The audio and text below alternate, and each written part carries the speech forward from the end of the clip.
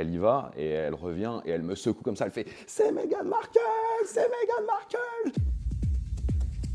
Simon, je suis commercial à la base dans la tech, mais ça fait 1 an que je fais du son et que je me dédie à ça à fond. C'était il y a 13 ans, je pense, à Dublin, un festoche qui s'appelait le No Name, où j'ai vu Hot Since 82 et j'ai grave kiffé. C'est le Rex pour moi. Et d'ailleurs, c'est un des points négatifs, je trouve, à Paris. C'est pas, les sound systems sont pas dignes de la ville, je trouve. Il n'y a que le Rex qui est de loin le meilleur son de système et c'est un peu décevant, je trouve, pour les autres lieux. Même le kilomètre 25, ils ont refait le son et c'était toujours décevant, quoi. Donc ça, c'est un gros point négatif, je trouve, à Paris. Trop de monde. Quand on se marche dessus, là, ça arrive pas trop souvent, hein, mais ça m'est arrivé deux, trois soirées où là, vraiment, il y avait beaucoup trop de monde. C'était impossible d'aller aux toilettes ou d'aller commander un verre ou même de sortir. C'était compliqué, ouais. Donc ça, c'est vraiment un point négatif, je trouve. Il n'y a qu'à Paris que j'ai connu ça, parce que j'ai fait la teuf, comme je vous ai dit, un peu partout en Europe, et j'ai connu ça surtout à Paris, ouais.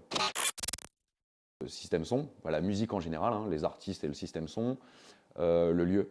Le lieu, moi personnellement, j'aime bien quand c'est pas trop grand, mais pas trop petit, je dirais entre 200 et 1000 personnes max. Les gens, l'ambiance, mais ça va être les deux premiers piliers qui vont créer la sauce et qui va faire que le troisième va être bien, mais ça va être les gens, bien sûr. Ouais, j'ai un souvenir assez rigolo. En fait, c'était au Brunch in the Park à Fuengirola, dans le sud de l'Espagne. Et en gros, en début d'après-midi, je croise une fille que je trouve très mignonne avec une casquette, elle n'était pas très grande. Et je la vois plus en fait de l'après-midi. Et après le soir, à un moment donné, je suis avec des potes, et je la revois passer devant moi. Et en fait, là, j'ai un flash dans ma tête. Et je me dis, mais en fait, je la connais. Et je suis sûr, c'est Meghan Markle.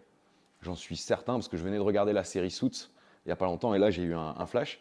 Et donc, je demande à une de mes potes qui est pas très grande, elle était vraiment petite. Je lui dis, va voir toi-même. Elle est là-bas avec sa casquette. Je suis sûr, c'est elle et tout. Mais c'est trop bizarre.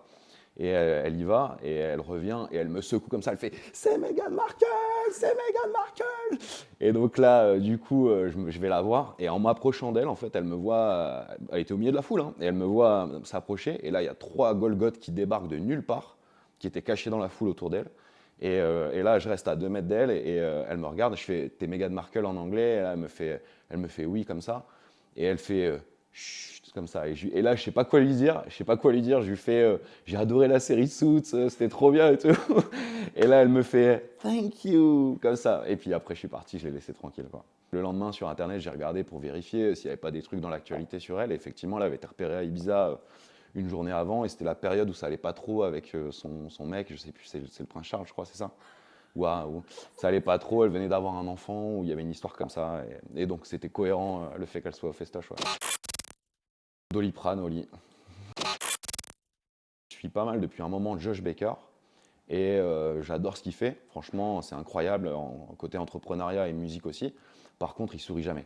Et juste le truc, c'est kiffe, mec.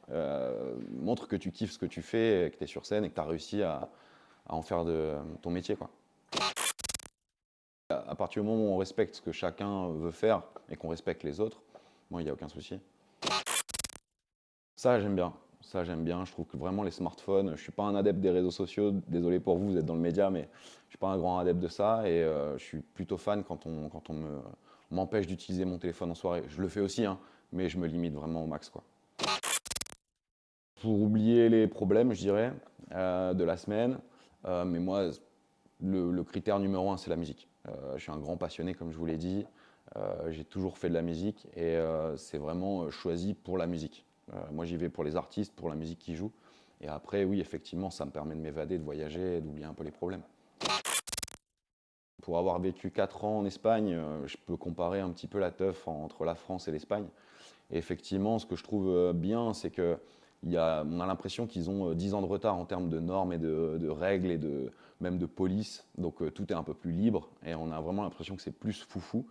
Mais l'inconvénient, c'est que le système son, parfois, il va être beaucoup trop fort et donc ça va abîmer les oreilles des gens. Il faut vraiment faire attention à ça.